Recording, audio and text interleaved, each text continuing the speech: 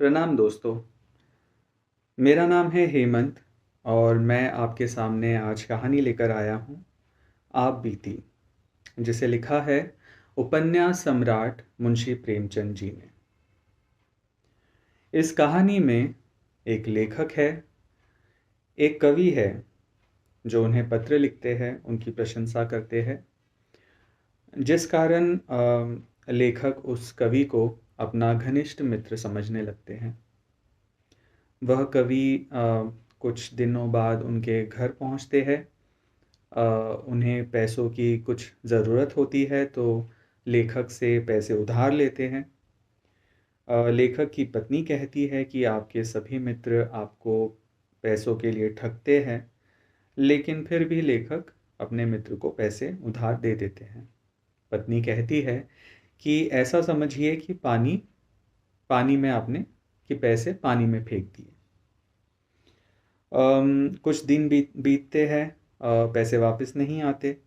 लेखक चिंता में पड़ जाते हैं। उन्हें लगता है कि उनके कवि मित्र ने उनसे धोखा किया है। इसके चलते वे किसी को भी पैसे देने में संकोच करते हैं।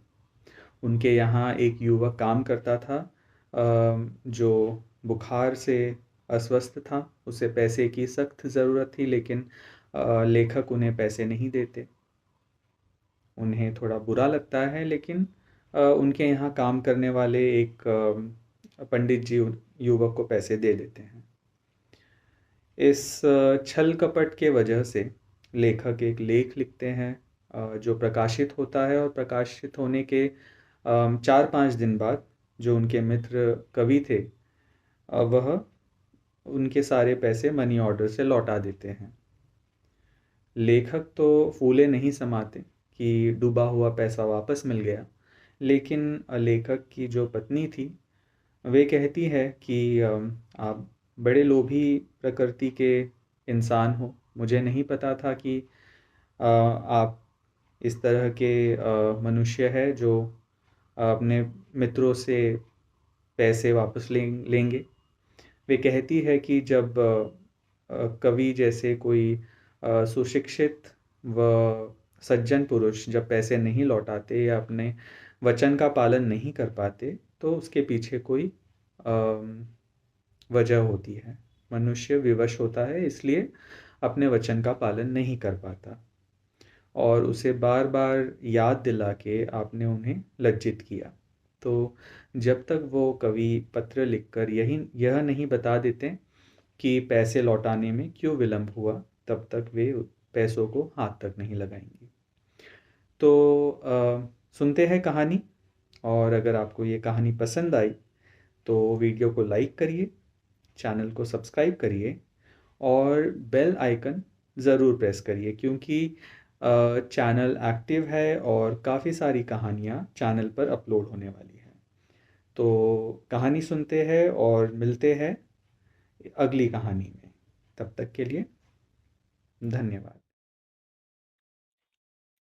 प्रायः अधिकांश साहित्य सेवियों के जीवन में एक ऐसा समय आता है जब पाठकगण उनके पास श्रद्धापूर्ण पत्र भेजने लगते हैं।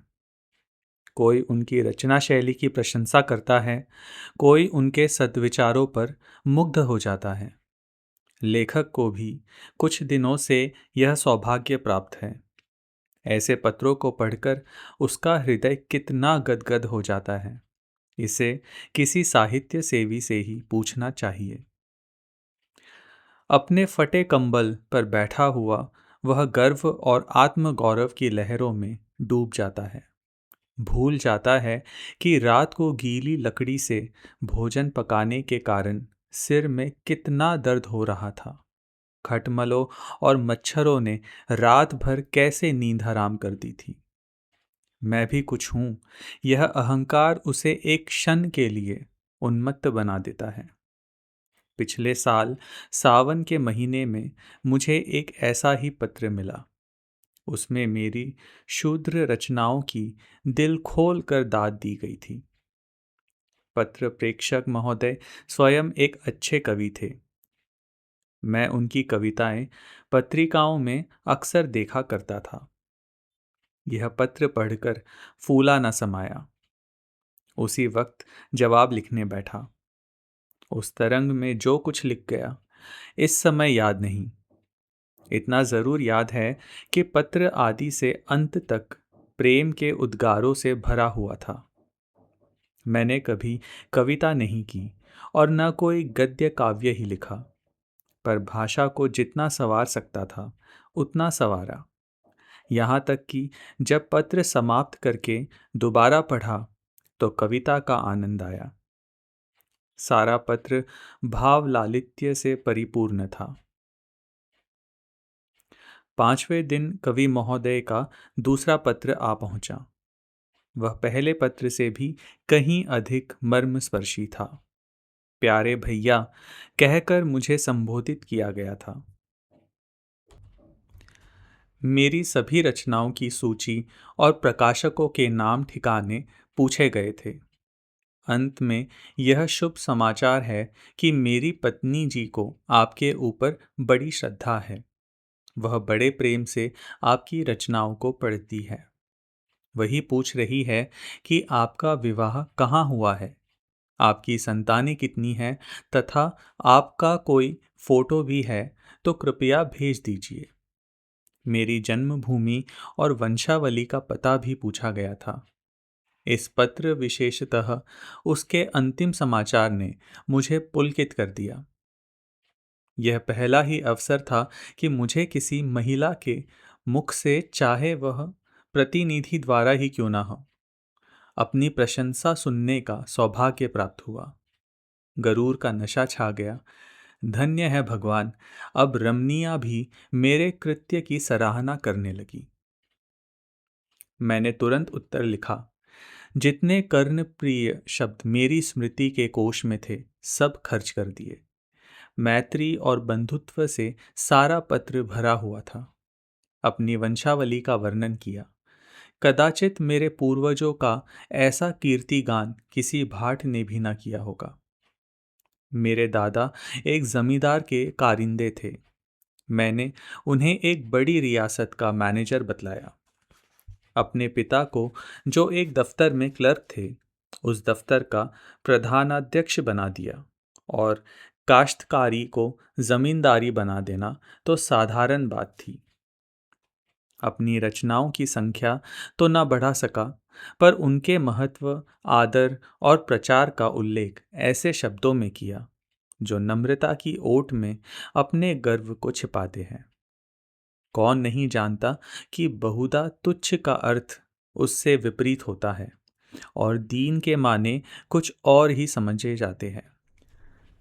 खैर, मेरा पत्र समाप्त हो गया और तत्क्षण लेटर बॉक्स के पेट में पहुंच गया। इसके बाद 2 सप्ताह तक कोई पत्र न आया। मैंने उस पत्र में अपनी गृहिणी की ओर से भी 2-4 समयोचित बातें लिख दी थी। आशा थी घनिष्ठता और भी घनिष्ठ होगी। कहीं कविता में मेरी प्रशंसा हो जाए तो क्या पूछना, फिर तो साहित्य संसार में मैं ही मैं नजर आऊं। इस चुप्पी से कुछ निराशा होने लगी, लेकिन इस डर से कि कहीं कवि जी मुझे मतलबी अथवा सेंटिमेंटल ना समझ ले, कोई पत्र न लिख सका। आश्विन का महीना था और तीसरा पहर चल रहा था। रामलीला की धूम मची हुई थी। मैं अपने एक मित्र के घर चला गया था। ताश की बाजी चल रही थी। सहसा एक महाशय मेरा नाम पूछते हुए आए और मेरे पास की कुर्सी पर बैठ गए। मेरा उनसे कभी का परिचय न था। मैं सोच रहा था यह कौन आदमी है और यहाँ कैसे आया। यार लोग उन महाशय की ओर देखकर आपस में इशारे बाजियां कर रहे थे। उनके आकार प्रकार में कुछ नवीनता अवश्य थी। श्याम वर्ण, नाटा ढील, मुख पर चेचक के दाग, नंगा सिर, बाल संवारे हुए, सिर्फ सादी कमीज, गले में फूलों की एक माला, पैर में फूल बूट और हाथ में एक मोटी सी पुस्तक। मैंने विस्मित होकर नाम पूछा। उत्तर मिला, मुझे उमापति नारायण कहते हैं। मैं उठकर उनके गले से लिपट गया। यह वही कवि महोदय थे जिनके कई प्रेम पत्र मुझे मिल चुके थे। कुशल समाचार पूछा, पान इलायची से खातिर की। फिर पूछा, आपका आना कैसे हुआ? उन्होंने कहा, मकान पर चलिए तो सब वृत्तांत कहूँगा। मैं आपके घर गया था, वहाँ मालूम हुआ आप यहाँ हैं। पूछता हुआ यहाँ चला आया। मैं उमापति जी के साथ घर चलने को उठ खड़ा हुआ। जब वह कमरे के बाहर निकल गए तो मेरे मित्र ने पूछा, यह कौन साहब है? मैं, मेरे एक नए दोस्त है। मित्र, जरा इनसे होशियार रहिएगा, मुझे तो उचक्के से मालूम होते हैं। मैं, आपका अनुमान गलत है। आप हमेशा आदमी को उसकी सज धज से परखा करते हैं, पर मनुष्य कपड़ों में नहीं, हृदय में रहता है। मित्र, खैर ये रहस्य की बातें तो आप जाने, मैं आपको आगाह किए देता हूँ। मैंने इसका कुछ जवाब नहीं दिया। उमापति जी के साथ घर पर आया, बाजार से भोजन मंगवाया, फिर बातें होने लगी। उन्होंने मुझे अपनी कई कविताएं सुनाई। स्वर बहुत सरस और मधुर था। कविताएं तो मेरी समझ में खाक न आई, पर मैंने तारीफों के पुल बांध दिए। झूम झूम कर वाह वाह करने लगा, जैसे मुझसे बढ़कर कोई काव्य रसिक संसार में न होगा। संध्या को हम रामलीला देखने गए। लौटकर उन्हें फिर भोजन कराया। अब उन्होंने अपना वृत्तांत सुनाना शुरू किया। इस समय वह अपनी पत्नी को लेने के लिए कानपुर जा रहे हैं। उनका मकान कानपुर में ही है।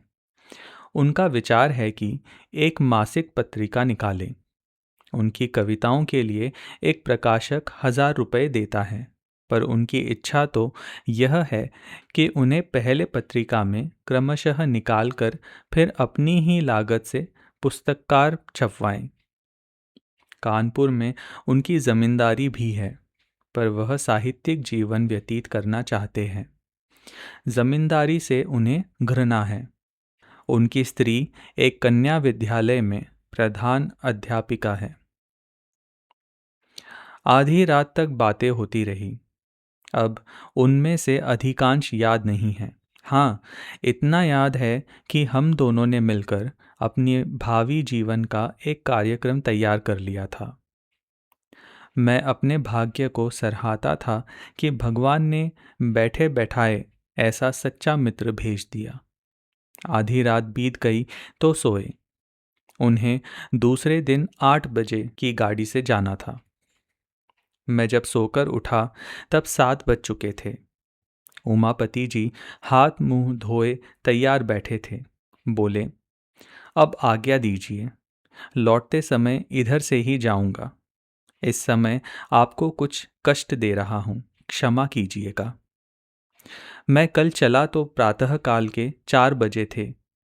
2 बजे रात से पड़ा जाग रहा था कि कहीं नींद ना आ जाए, बल्कि यों समझिए कि सारी रात जागना पड़ा, क्योंकि चलने की चिंता लगी हुई थी। गाड़ी में बैठा तो झपकियां आने लगीं। कोट उतार कर रख दिया और लेट गया। तुरंत नींद आ गई। मुगल सराय में नींद खुली तो कोट गायब। नीचे ऊपर चारों तरफ देखा, कहीं पता नहीं। समझ गया कि किसी महाशय ने उड़ा दिया। सोने की सजा मिल गई। कोट में 50 रुपए खर्च के लिए रखे थे, वे भी उसके साथ उड़ गए।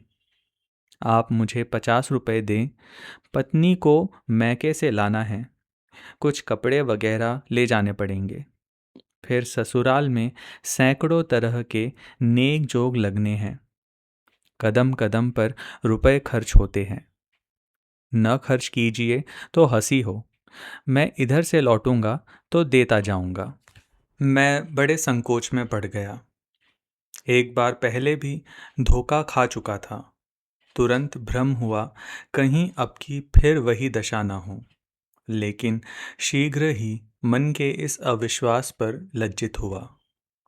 संसार में सभी मनुष्य एक से नहीं होते। यह बेचारे इतने सज्जन हैं, इस समय संकट में पड़ गए हैं और मिथ्या संदेह में पड़ा हुआ हूँ। घर में आकर पत्नी से कहा, तुम्हारे पास कुछ रुपए तो नहीं है? स्त्री, क्या करोगे? मैं, मेरे मित्र जो कल आए हैं, उनके रुपए किसी ने गाड़ी में चुरा लिए। उन्हें बीवी को विदा कराने ससुराल जाना है, लौटती बार देते जाएंगे। पत्नी ने व्यंग करके हंसते हुए धीरे से कहा, तुम्हारे पास जितने मित्र आते हैं सब तुम्हें ठगने ही आते हैं, सभी संकट में पड़े रहते हैं। मेरे पास रुपए नहीं है। मैंने खुशामद करते हुए कहा, लाओ दे दो, बेचारे तैयार खड़े हैं, गाड़ी छूट जाएगी। स्त्री, कह दो इस समय घर में रुपए नहीं हैं। मैं, यह कह देना आसान नहीं है। इसका अर्थ तो यह है कि मैं दरिद्र ही नहीं मित्रहीन भी हूँ। नहीं तो क्या मेरे लिए 50 रुपए का इंतजाम ना हो सकता? उमापति को कभी विश्वास न आएगा कि मेरे पास रुपए नहीं हैं। इससे तो कहीं अच्छा हो कि साफ साफ यह कह दिया जाए कि हमको आप पर भरोसा नहीं है, हम आपको रुपए नहीं दे सकते। कम से कम अपना पर्दा तो ढका रह जाएगा। श्रीमती ने झुंझलाकर संदूक की कुंजी मेरे आगे फेंक दी और कहा, तुम्हें जितना बहस करना आता है उतना कहीं आदमियों को परखना आता तो अब तक आदमी हो गए होते। ले जाओ, दे दो। किसी तरह तुम्हारी मर्जाद तो बनी रहे, लेकिन उधार समझकर मत दो। यह समझ लो कि पानी में फेंके देते हैं। मुझे आम खाने से काम था, पेड़ गिनने से नहीं। चुपके से रुपए निकाले और लाकर उमापति को दे दिए। फिर लौटती बार आकर रुपए दे जाने का आश्वासन देकर वह चल दिए। 7वें दिन शाम को वे घर से लौट आए। उनकी पत्नी और पुत्री भी साथ थी। मेरी पत्नी ने शक्कर और दही खिलाकर उनका स्वागत किया। मुंह दिखाई के 20 रुपए दिए। उनकी पुत्री को भी मिठाई खाने को 2 रुपए दिए। मैंने समझा था उमापति आते ही आते मेरे रुपए गिनने लगेंगे, लेकिन उन्होंने पहर रात गए तक रुपयों का नाम भी नहीं लिया। जब मैं घर में सोने गया तो कुछ झिझकते हुए बीवी से कहा, इन्होंने तो रुपए नहीं दिए जी। पत्नी ने व्यंग में हंसकर कहा, तो क्या सचमुच तुम्हें आशा थी कि वह आते ही आते तुम्हारे हाथ में रुपए रख देंगे?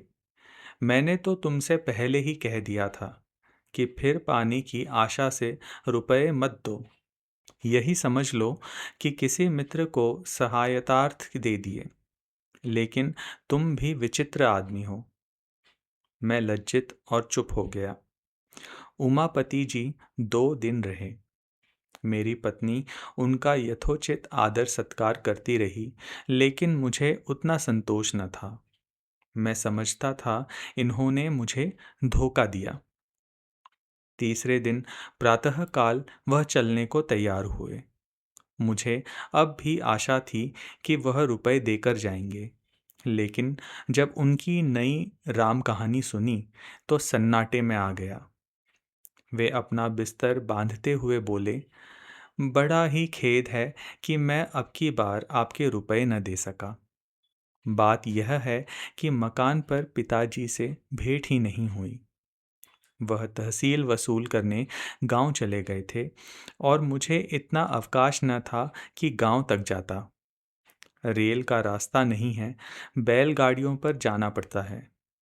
इसलिए मैं एक दिन मकान पर रहकर ससुराल चला गया। वहाँ सब रुपए खर्च हो गए। विदाई के रुपए न मिल जाते तो यहाँ तक आना कठिन था। अब मेरे पास रेल का किराया तक नहीं है। आप मुझे 25 रुपए और दे दें, मैं वहाँ जाते ही भेज दूंगा। मेरे पास इक्के तक का किराया नहीं है। जी में तो आया कि टका सा जवाब दे दूं, पर इतनी अशिष्टता ना हो सकी। फिर पत्नी के पास गया और रुपए मांगे।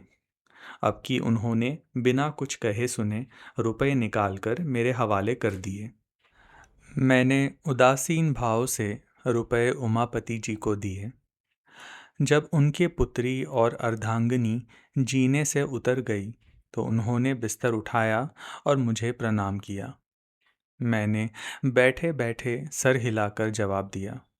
उन्हें सड़क तक पहुंचाने भी न गया। एक सप्ताह के बाद उमापति जी ने लिखा, मैं कार्यवश बरार जा रहा हूँ, लौटकर रुपए भेजूंगा। 15 दिन के बाद एक पत्र लिखकर कुशल समाचार पूछा, लेकिन कोई उत्तर न आया। 15 दिन के बाद फिर रुपयों का तकाजा किया, उसका भी कुछ जवाब न मिला। 1 महीने के बाद फिर तकाजा किया, उसका भी यही हाल। एक रजिस्ट्री पत्र भेजा, वह पहुंच गया, इसमें संदेह नहीं, लेकिन जवाब उसका भी ना आया। मैं समझ गया, समझदार जोरू ने जो कुछ कहा था वह अक्षरशः सत्य था। निराश होकर चुप हो गया। इन पत्रों की मैंने पत्नी से चर्चा भी नहीं की और न उसी ने कुछ इस बारे में पूछा। इस कपट व्यवहार का मुझ पर वही असर पड़ा जो साधारणतः स्वाभाविक रूप से पड़ना चाहिए। कोई ऊंची और पवित्र आत्मा इस छल पर भी अटल रह सकती थी। उसे यह समझकर संतोष हो सकता था कि मैंने अपने कर्तव्य को पूरा कर दिया।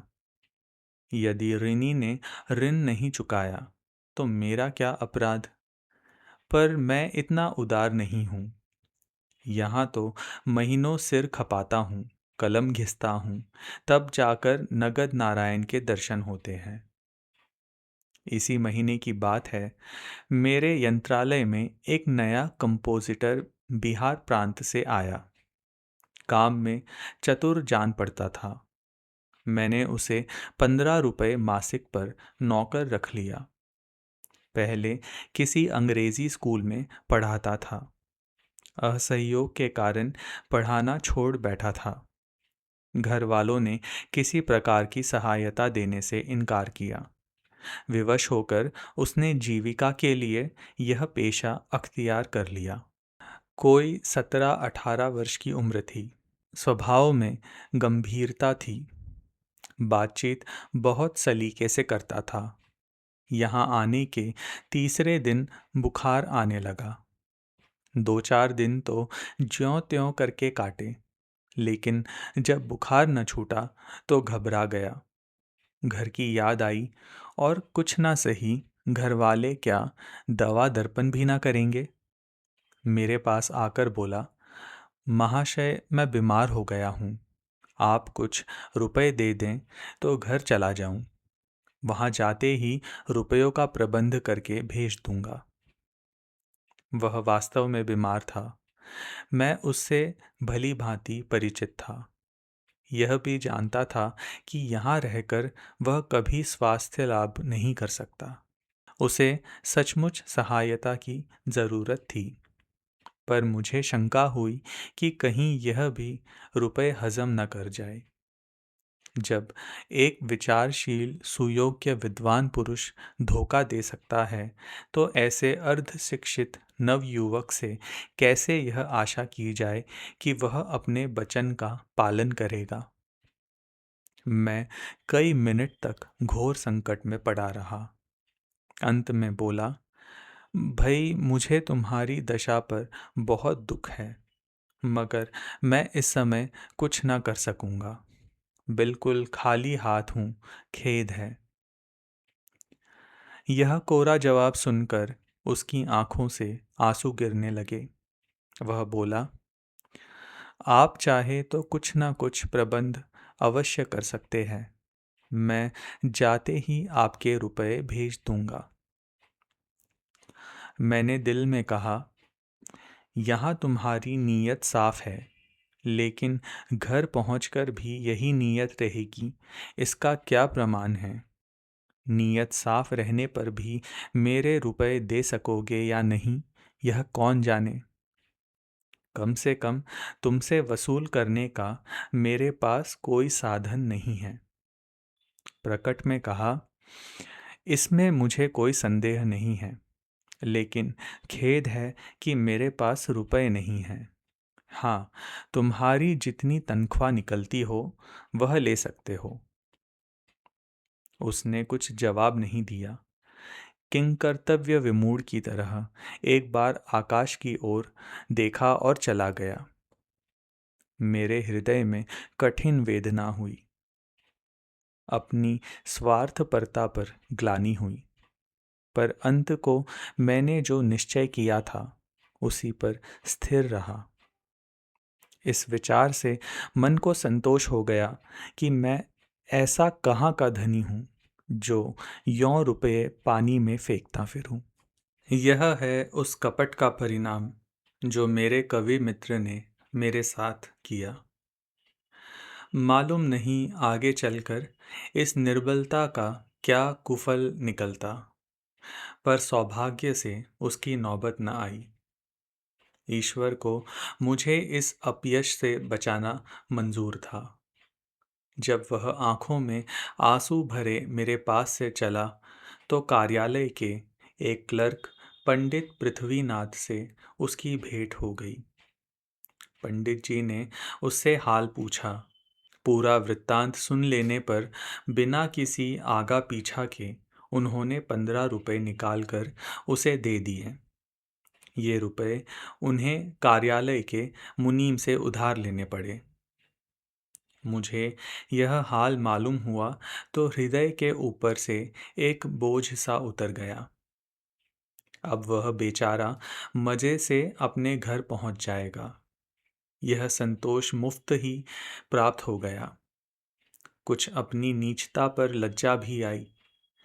मैं लंबे लंबे लेखों में दया, मनुष्यता और सद्व्यवहार का उपदेश किया करता था, पर अवसर पड़ने पर साफ जान बचाकर निकल गया।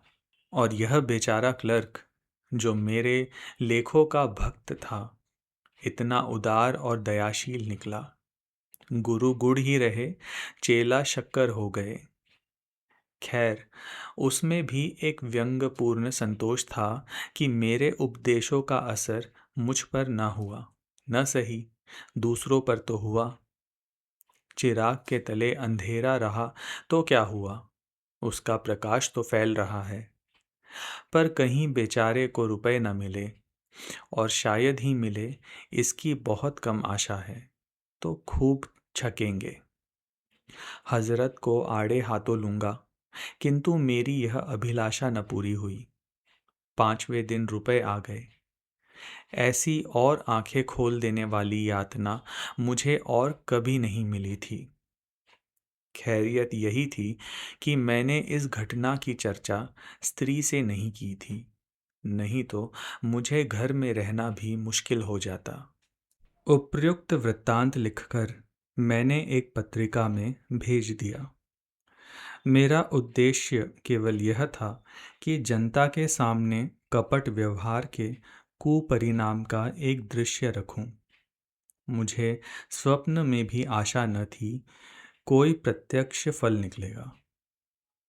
इसी से जब चौथे दिन अनायास मेरे पास 75 रुपए का मनी आर्डर पहुंचा तो मेरे आनंद की सीमा न रही।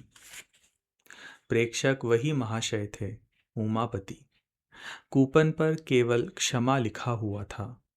मैंने रुपए ले जाकर पत्नी के हाथों में रख दिए और कूपन दिखलाया।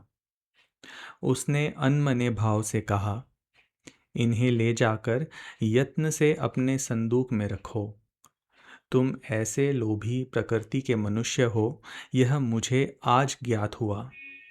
थोड़े से रुपयों के लिए किसी के पीछे पंजे झाड़कर पड़ जाना सज्जनता नहीं है। जब कोई शिक्षित और विनयशील मनुष्य अपने वचन का पालन न करे तो यही समझना चाहिए कि वह विवश है।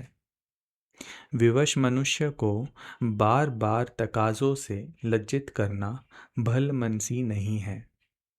कोई मनुष्य जिसका सर्वथा नैतिक पतन नहीं हो गया है, यथाशक्ति किसी को धोखा नहीं देता। इन रुपयों को मैं तब तक अपने पास नहीं रखूंगी जब तक उमापति का कोई पत्र नहीं आ जाएगा कि क्यों रुपए भेजने में इतना विलंब हुआ। पर इस समय मैं ऐसी उदार बातें सुनने को तैयार न था। डूबा हुआ धन मिल गया, इसकी खुशी से फूला नहीं समाता था। अगर आपको ये कहानी अच्छी लगी तो आप प्लीज़ यूट्यूब पर इस वीडियो को लाइक करिए, और अगर आपने चैनल को सब्सक्राइब नहीं किया है तो मेरी विनती है कि आप चैनल को सब्सक्राइब कीजिए, क्योंकि और कई सारी कहानियाँ इस चैनल पर अपलोड होने वाली हैं। फ़िलहाल के लिए इतना ही। हम मिलेंगे अगले वीडियो में। धन्यवाद।